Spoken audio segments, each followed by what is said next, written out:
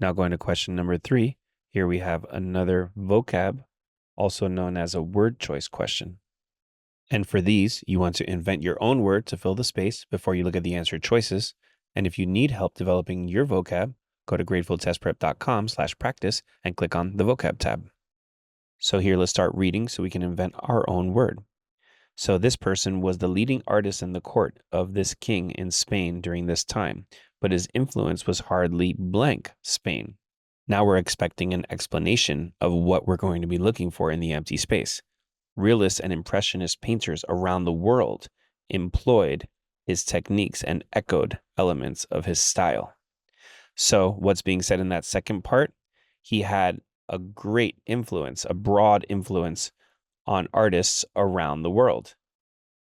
And so if there is a widespread influence, then we have to be careful with the double negative here. His influence was hardly blank. It was hardly not widespread. So let's say his influence was hardly small. He did not have a small influence. As you're seeing in orange, he had a giant influence. So which answers might mean small? Derived from means the influence was taken from somewhere else, which doesn't really make sense in this situation. His influence was recognized in, to be maybe recognized or acknowledged. That's kind of the opposite of having a small influence, which is the word we're looking for, even though, of course, the person had a big influence. Those double negatives are always confusing. And confined to.